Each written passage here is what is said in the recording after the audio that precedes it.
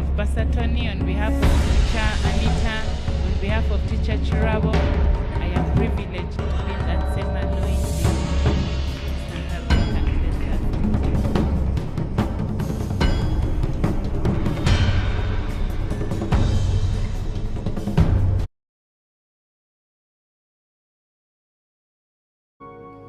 Thank you, thank you.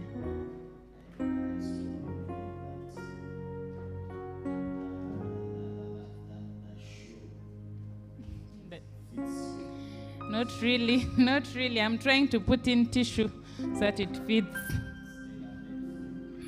Amen. Once again, I'd like to welcome us all to this session. The online audience, those in house, you're welcome to this session of Business Garage. Thank you. Last week,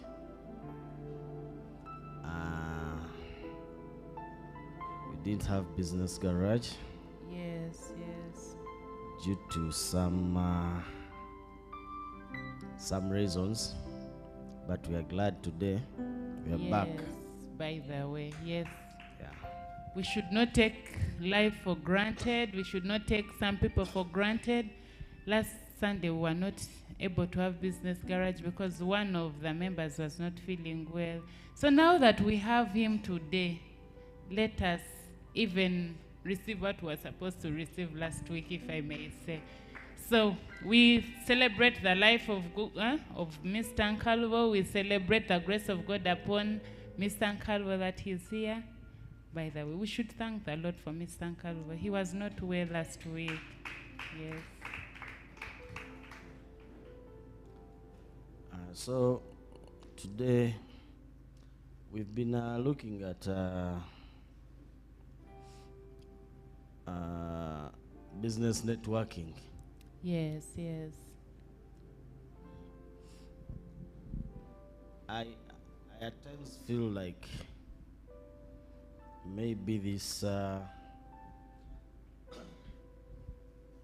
this topic sounds strange. It's not really meant for us, but trust me, it's better you get equipped before challenges come. Yes, being prepared for the next stage in life. Binza okulikikanga ebitali applicable mu bintu byokola right now. Naye jokomo okubimanya amangu kikuyamba nnyo mu biseera ebiddako. That is very true. I remember the other week when we were talking about advertising and letting people know, you talked about even, you talked about like the people you are around are the ones that you will advertise to. So even as we are learning this, I picked that now I should build my social capital, build my contact list, so that even when I've not yet started the business, but it rang in my heart that these that I have, let me build them and draw them, that when I start my business, they will be my first people to advertise to. So yes, if I might not be having the business, but this information is relevant. It is awakening me of these are people that would be a blessing in my life in the near future. Yes, thanks. So today we are looking at mentorship and learning as a tool of business networking. Wow. Remember, we outlined 4 tools. One was marketing, resourcing, learning or mentorship, and partnership. So the previous weeks we were looking at marketing. Now I want us to look at mentorship or learning. as a tool of business networking. This applies a lot it applies to all kinds of businesses. Remember, when we talk about businesses, it involves all kinds of income earning activities. Yes, yes. Whether you're in office, it's a service, anything that you do. It's business. I also learned that, by the way, I'm also in business. I didn't know that it is also business, even in my profession, that I can do business. Yeah. You've taught us so well. It applies to all, but it helps a lot small scale businesses or infant businesses zitandika. Kiyamba nnyo business ezitandika oba business ezikyali entono to apply this tool learning and mentorship. That's true. That is true. Kiyamba nnyo. Remember, mo business, if you're starting a business or if your business is still on a small scale, you're competing with other businesses. That's true. Which might be already established. They are strong. They have more capital, more clients than your business. Now, how can you compete with such businesses in this market which is so competitive? Yours is still small. You don't have enough capital. Your customers are still few. How do you do this? You have to apply this tool. We should know one thing, that learning doesn't stop. And the brain is like the human brain is like a human being. It feeds daily. Yeah. The same, you're supposed to be eating daily. So the brain has to feed daily.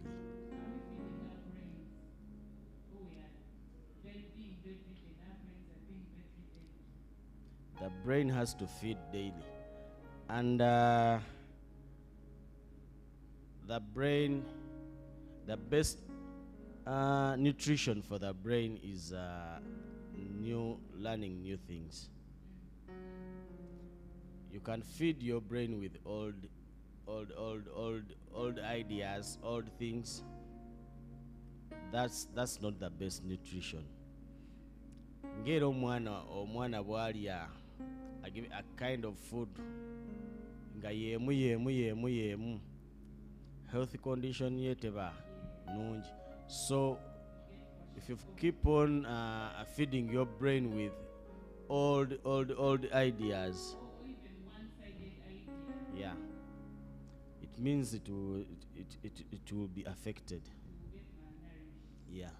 So you have to feed your brain with always new content. Yeah. And there is also new content which is not really relevant to you, or which it's new but not right, not correct. So you should mind about that. Kati mu business namwo tetukoma kuyiga. Tobeeraawo gwe n'ogamba nti kasita natandise business yange kiwedde. Tetukoma kuyiga bintu bipya. Tetukoma kuyiga bintu bipya. Abayiga amangu ebintu ebipya ebyo baba n'omukisa munene nnyo ogusettinga trend mu business. Remember, last sometime back, nagezaako okubawulira the difference between an entrepreneur and a business person. Entrepreneur beba abanoonyereza ennyo ne bajja ne ideas empya ne basettinga trend mu market.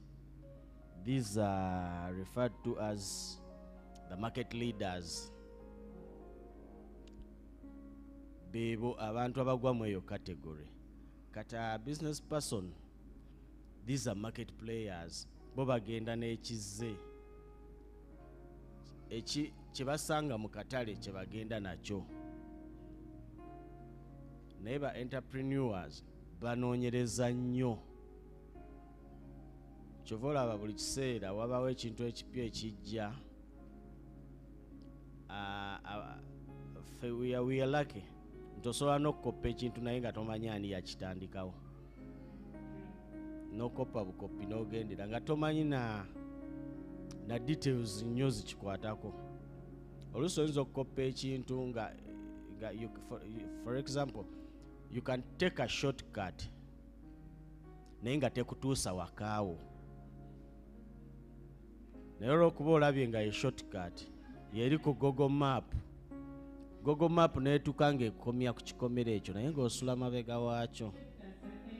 So that's how sometimes market players are. Tukoppa new trends naye nga tetumaze kuzeetegereza oba zinaatutuusa gye twagala okutuuka. N'otuuka wakati awo trending nga eyagikola ye we yajagala okusinziira kye yakola we yali ayagala ekome awo era nga kyali kimumala. They just keep busy in business, but Yeah. they do not have a destination. Yeah. Kati n'ojja okoppa trend eyo nekukomyawo mu kkubo n'obeera stuck. They're just having a dream.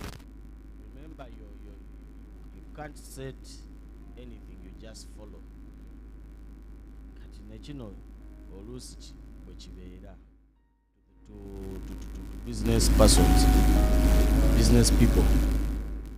Tugoberera trend ezizze naye nga tetumaze kufaayo nnyo trend yali kuki yajja lwa nsonga ki lwa naki netutukeyo mu maaso ne tukoma. So bana ba entrepreneurs, they make research. Ne bamanya okusinziira ekintu bwe kiri kati nsobola kukola ki ekyenjawulo nsobole okuyitawo. These are market leaders. Kati naawe mu business yo osobola okunoonyereza n'ogamba naye ddala byonna byendaba bye bakola mbikoze kuba obudde obwo oba okola bye bakola abalala. Kati nkoleyo ki ekipya ekisobola okumpisaawo. Yes, how can I be different? Yeah. Sometimes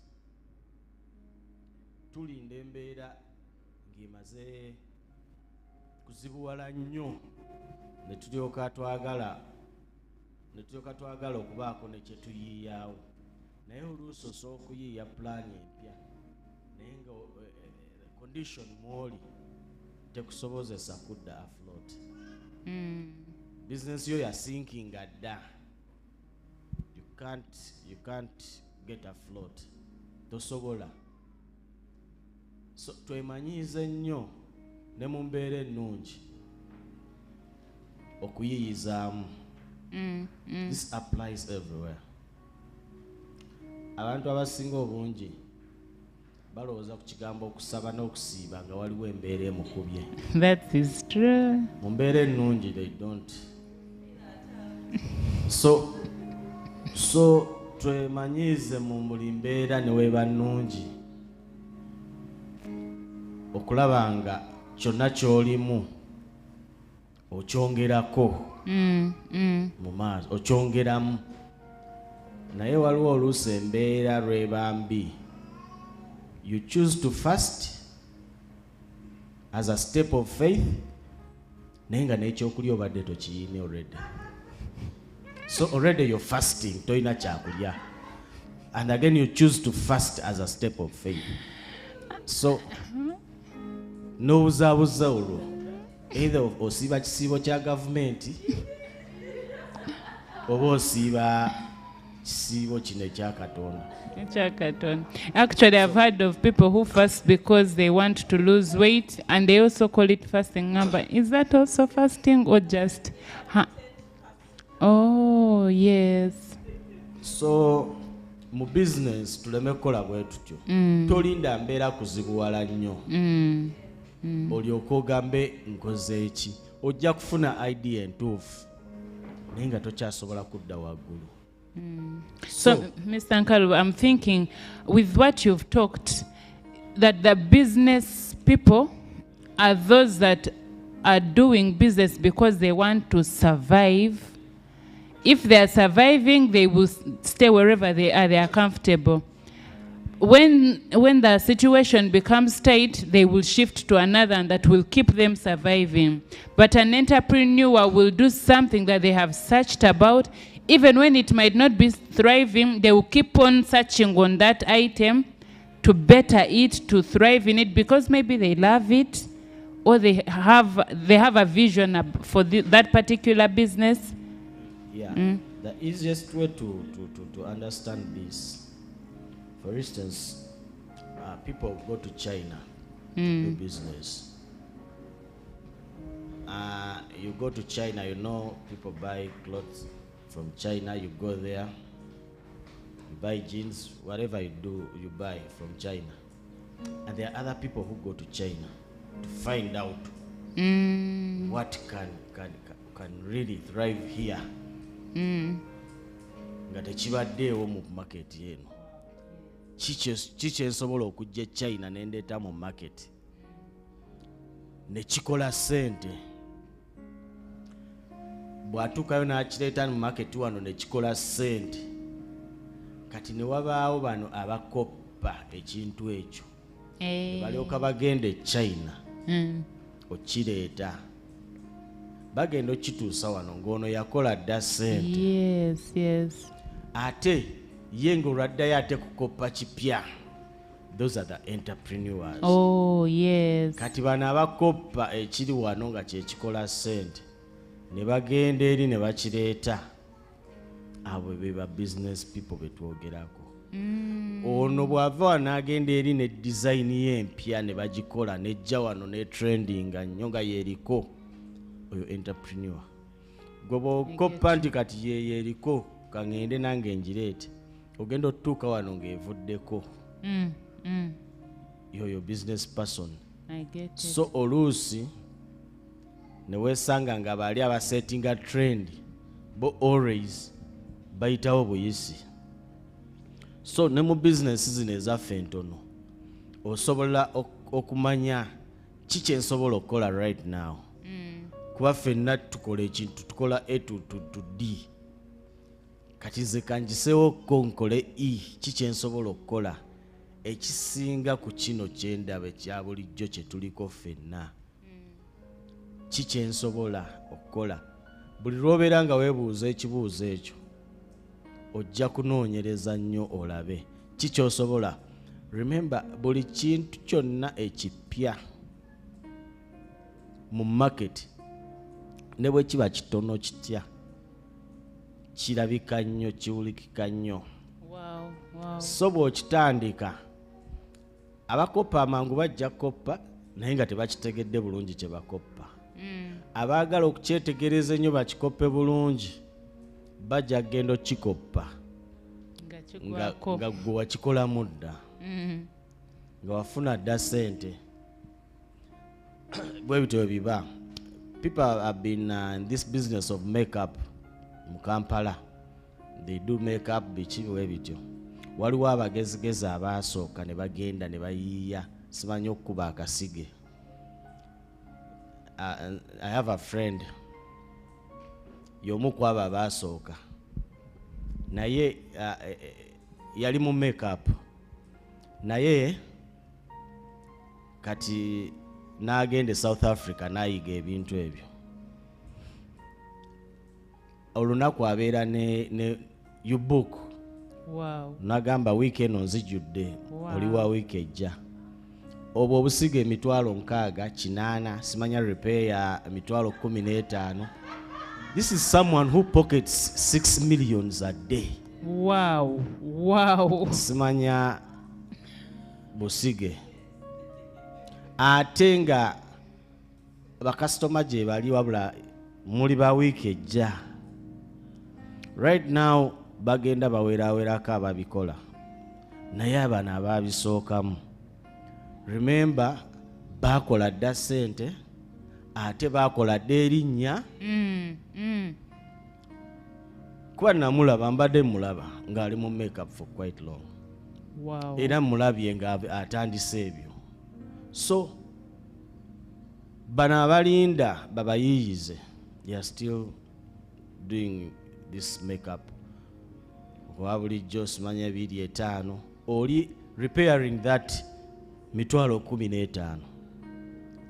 Naye mbeerawo wali nga akola emitwalo 3 agipoketingira mu ddakiika budakiika. I know, right? Ng'agimaze. So beebo abayiiya mu business mwali n'ayiiya kikyasobola okwongeramu, kikyasobola okukola. Ndabye ebintu byakoze paka kati ebingi akyakola kubanga sente azifuna bingi. Naye nga remember kwali kuyiiya nnyo. N'agamba nyongedde ki mu kintu kino. Kubanga waliwo ekiseera ekyatuuka nga makeup mu Kampala. Kati nakendedde. Naye waliwo ekiseera ekyatuuka nga makeup yali ku Majestic okwo nga mungi. Naye kati akende. Kati n'ayiya n'agamba ngenda kukola ntya. Ndabe nga nkola ekisinga ku ky'abalala kye bakola. That's how business is. Step otekinga ntono nekyusa. Oyinza okukolera emyaka 2 ng'ebintu bye wakafuna mu myaka 2 bitono ddala. N'okolera omwaka gumu n'oyisa ebintu by'ofunye emyaka 2 gy'omaze ng'okola. That's very true. That's how business is. You have to keep on learning. Kati wetwogera ku business networking. Network nene. Ono yakozesa network e South Africa n'ayiga. Tiyamala genda South Africa n'ategeera nti gyebiri. Wabula through networking, through the internet, online and offline networking. Let us use this network to learn. Yes. Network ennaku zino nene nnyo. Remember tuli ku mentorship and learning, but under business networking. Kozesa network, business networking. Oyigiremu ebintu. Ekintu kisobola okuba nga kiri mu area endala nga kyamaanyi nnyo kyekiriko naye nga mu area mwoli tekinnatuukamu. Naye olw'okuba network yo ogigaziya n'okinotisinga n'okireeta kisobola okuba mu nsi endala naye nga mu nsi yo tekinnatuukamu. That is very true. N'okuba network yo ogigaziya n'oyiga. Right now the kind of business I'm doing yaliwo ng'abantu bagikola naye nga bagikola nga okugatta ku byakola naye nze ne ŋŋamba nnongera gifuula main business. Era nkakasa abantu abakola kyenkola mu eyo business bwe tuba bangi tuliwo 2 oba 3 abalala bonna balina kugoberera ffe. So banaagenda okutegeera ekintu ekyo nga muli wala nga tuli wala kati. Twali nange nali nkikola naye nga ngattako bugassi. Naye nagenda okutuula nenoonyereza n'endaba nga bwe mba kyenkoze kyokka ate seetaaga birala bye mbadde nsuubira nti bye bifuna. Nenkizuula nga ate kyeki singa kye natandika nakyo kati abalala balagenda okitegeera. They are trying to study. Bagezaako ki okufinding out. Naye nga bwe gambye oli bw'asettinga trend ogikopera eno tomanya munda buli kimu. Abagezaako okukoppa they are trying but tebakituusa ku level kwendi kubanga tebamanyi details zonna. Yes. Tebamanyi details. Abamu beevuddemu ne bantuukira n'okuntuukirira bambuuze kiri kitya. Ne mbagamba kino mugira mulindamu. Mujja byonoona. Mugume. Mukole kye musobola. Else mulina kugula ku nze. Baguleera. Nina na business endala gye mmanyi mukwano gwange gy'akola. Yaŋŋamba bali basatu bokka mu Uganda. Bajja bintu India. Naye yaŋŋamba abalala bonna. Naye ye owokusatu yasembyeyo okukifuuka owokusatu. Naye yalwana omuyigiriza paka lwe wabaawo yamuyigiriza. Naye abalala bonna bagezaako ki naye babagamba mulina kugula kuffe. Mubetambulire awo kweyo level. Kati business bwetyo bwebeera. So Mr. Nkalubo, I have heard of, I have a friend who is in a certain group of ladies who do baking. They've decided, they made a WhatsApp group as the bakers. They share ideas how to do different things. So when you talked about business networking, I imagined if I am doing, let me say, makeup, and I am, say, on Instagram, on TikTok, which people am I following? If I want to better myself, can I look out for the people who do makeup and I start following them and learning from them?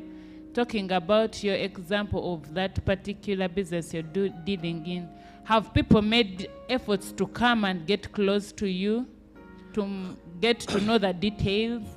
Are they ready to pay the price to get those details? Yes. Thank you so much. Yeah, that's how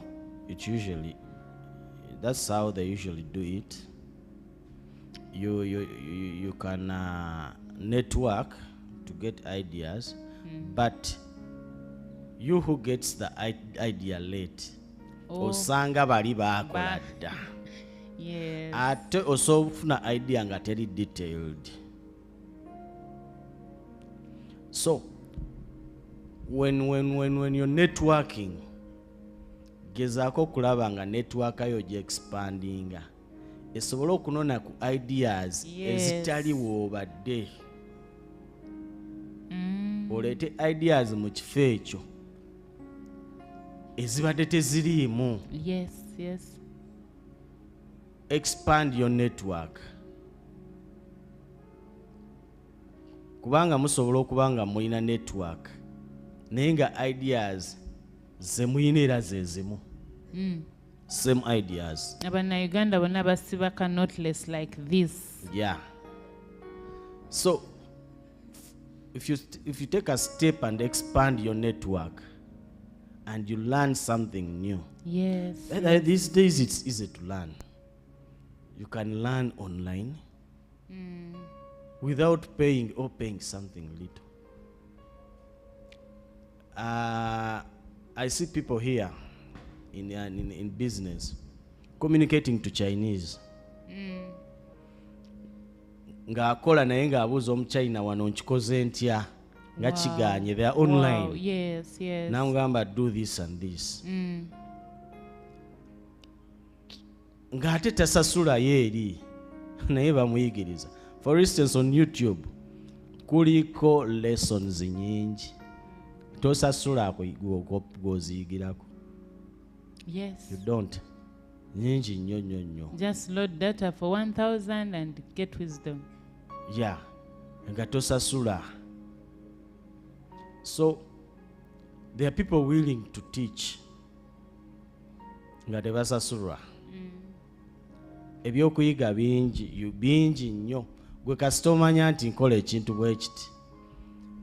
How can I expand my network mu kintu kino kyenkola? n'otegeera kati wano. Remember, internet is something good, but sometimes esobola okukuumira emabega. Yes. Kubanga when you go to when you bogenda ku internet eyo ng'olina byonoonyereza esooka nekebera location yo mwoli Uganda. Kati etera AI etera kuwa bintu ebijja mu location yo. Masi. Bogenda ku Instagram ngeyo esooka neeraba bantu ki b'ofollowinga. Etera kwongera abantu. What kind of content are you interested in? Etera kuleetera content. Oh my God. Kati gwe essawa ya leero kyusa endaba yo ogambe AI eno kereme kunsalirawo gwe giwe kyoyagala. For instance, how do they do makeup in South Africa? Yes. Gibuuze kyoyagala. Yes. Thank you, Mr. Ereme Nkalubo. kusalirawo kya location yo Uganda. Thank you, Mr. Nkalubo. Nyinza okubanga ndi Kabale nensaba ne makeup ne bampa makeup y'abakiga bokka. That's how this internet is sometimes. Ekuleetera ebyo era bw'obwongo bwo bye busiibako location yo ekuleetera ebyo ebintu ebyo. Gwe n'ogamba bukyanga mbeera ku internet nga sikirabangako. Naye people use this internet differently. Bakozesa ebintu bino mu ngeri ey'enjawulo. Gwe nga buli lwogenda AI ayikuwa answers ezimu. Naye nga n'oli ali ku internet naye nga answer afuna ndala. Kituufu. Beba abantu abatusookayo mu buli kimu. Kati kigenda okutuuka nga kizze mu eno location mwoli olwo AI etandika okikuwa naawe. Era bakijja mu location yo olwo etandika okikuwa. Wow. Actually, Mr. Nkalubo, I'm now thinking there's a statement that I've heard that if you want to hide something from an African, put it in writing. Are we also reading books, or we just want to get information from AI, which we've learned now that it limits us? Let us also invest in books. Let us go to those public libraries and we read. Yeah. Nze nafuna iCloud mu biseera iCloud really restricted mu Africa. You can't open up an app account in Africa. Era abantu nga batwewuunya account wagijjawa. Abaalinda Apple etute mu Africa bajja ffe twakonectinga dda. Wow. Da. There are some business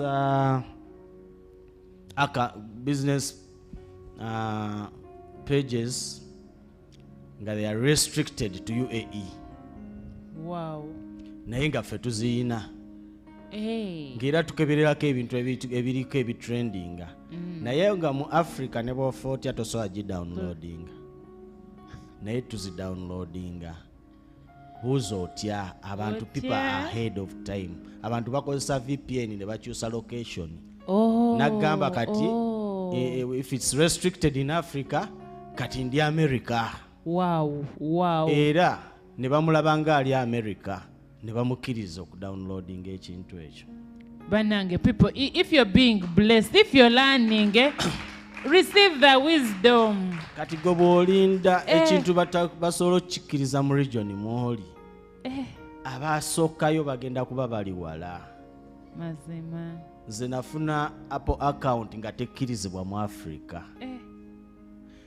Era we baatuuka ne bazikkiriza mu Africa. Ezo zonna ate afaali baziina nga tetuli mu America ne bazisalako.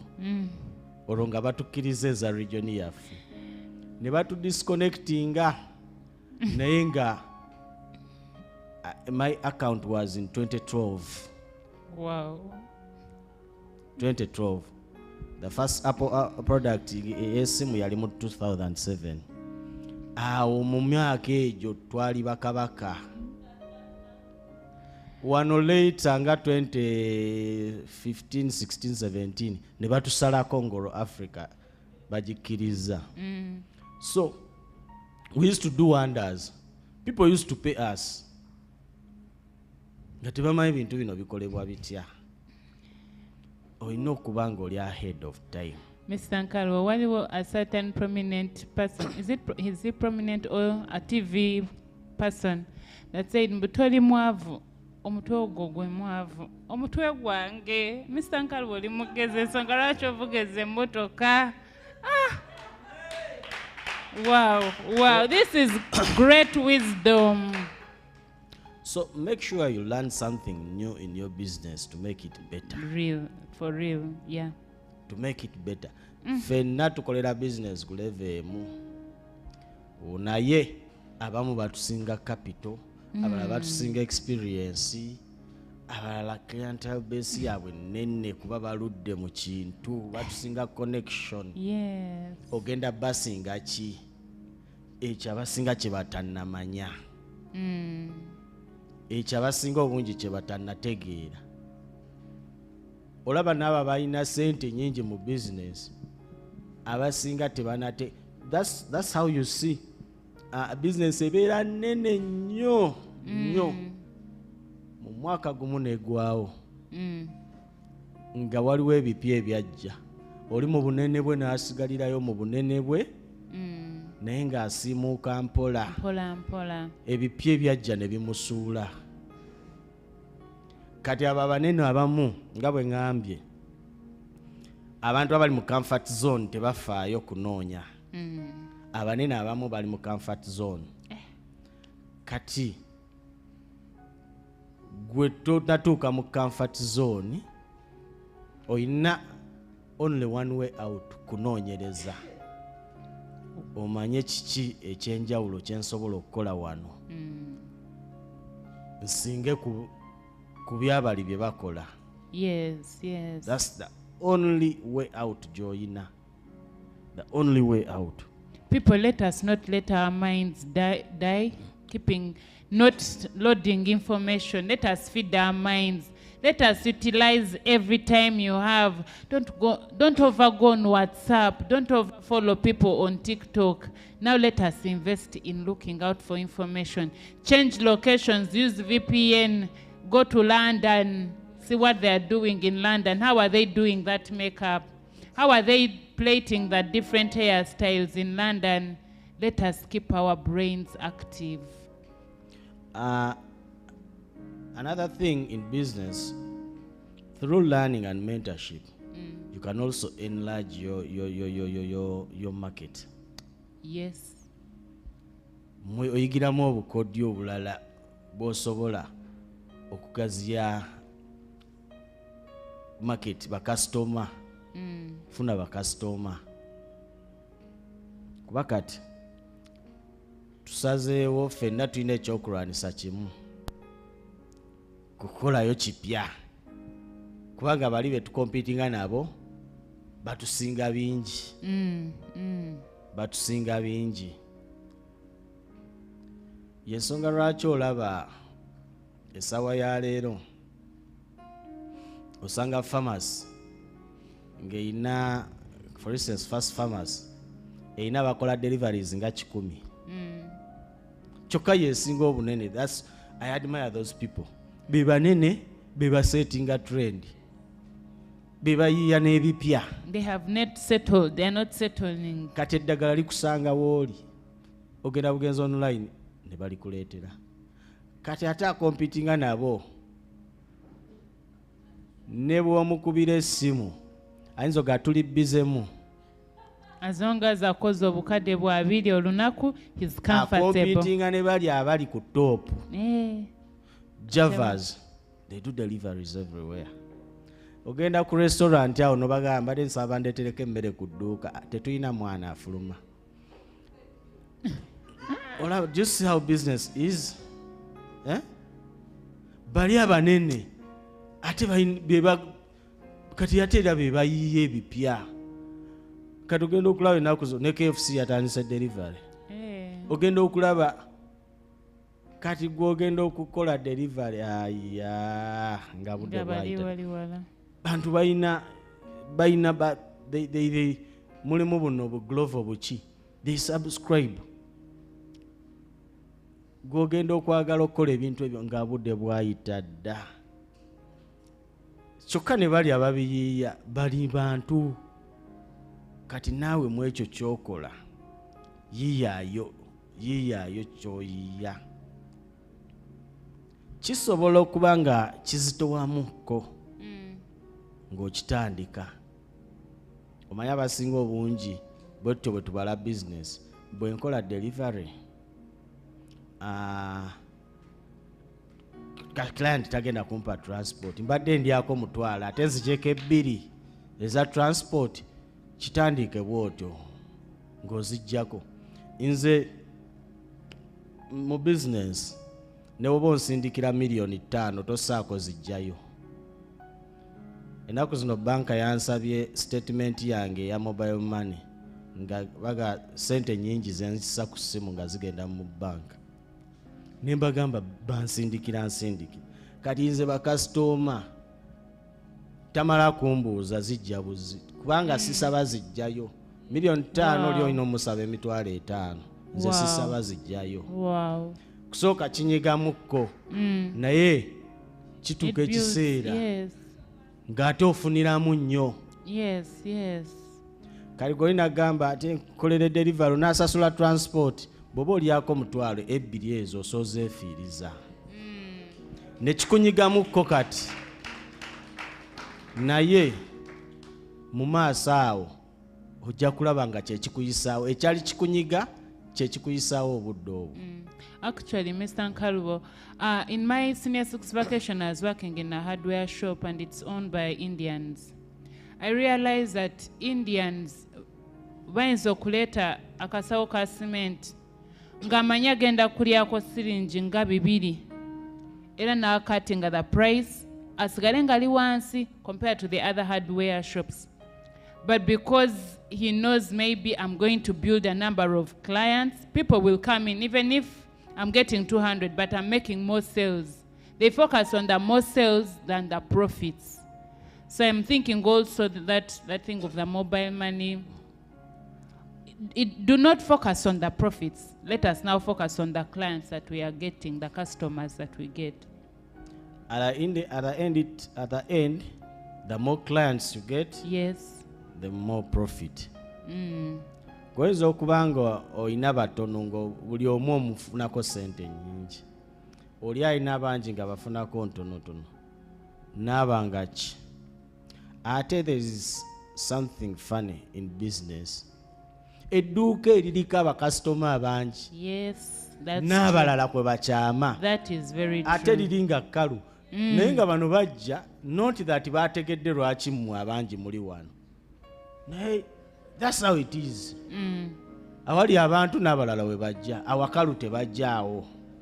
Ate nga ababagoberera tebanamanyana nti oli ayinayo ne ka discount oba kaagaba oba ki. Naye that's how business attracts customers. Wow. Ali active n'abalala gwe beeyungako. Kati gwe ne bakuyitako nga bonna bali wali bayisimbye layini bakuyitako.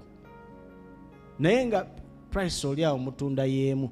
Naye oli yagenda okussa price nga tonnassa. Lwasalawo okussa bali nga baamanyira dda oli omuntu waabwe. That's how it is. Nze nalabako quick one.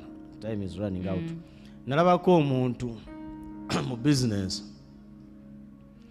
yagenda China n'atika containers eza product container yasooka n'atunda product at a loss of 200. Wow. Wow. Banne bonna abaali batisse nga tebakyatunda nabo ne basala ne bakola loss. Ate ne bagaa kino tetuddamu kireeta kuba kyetwaleese kyakoze loss. Ziri ebbiri zigenda okujja nga bano tebaatisse n'alinnyisa. Wow. N'ajjayo loss ya 200 n'adabolinga n'amagoba ge babadde bafuna. Wow. kati bwe yalinnyisa bano nga tebalina tebaatikka ate ne bye balina baatya ne babitunda loosi kuba bali beebuuza yabiggyeewa byakka kiki nfe mu bizinesi bw'olemera mu loosi ojja kukola esinga ku eyo obunene. Wow. Product oba ogitunda miliyoni 4 nedda ku 3.9 ng'okola loosi ya mitwalo 10. No, bw'eba nga wagisubula miliyoni 4 nedda ku 3.9 okola loosi ya mitwalo 10. The earlier you decide ofune loosi ya mitwalo 10 okole ekirala, the better. Bw'olwawo egenda kudda ku 3.7 okole loosi ya mitwalo 3. Kati bali baasalawo mangu nnyo bagumire loosi ey'ebibiri. Naye eyo product bw'ogikolamu loosi okuddamu ogisubula weegendereza ogamba sijja kutikka mala okulaba ddala ki ekiri mu market. Kati bamala okukola loosi bonna ye container ze 2 ne zituuka nga ye yekka alina mu market na raisinga price newaba nga talina mukompitingako yenna yenna. Ge magezi business zibaamu amagezi. Bano bagenda okitegeera okuddamu otikka nga ya container ze zaweddewo zino ng'atunze ebbeeyi. Ate oluusi ne bakasitoma abaya bababbako mwenna abakasitoma ababbye tebakyakomawo. Ekirala asobola n'okusuula gwe n'ogwa n'ova mu business. That's how business is. Wow. Magezi kwe bazanyira bwe bati ku magezi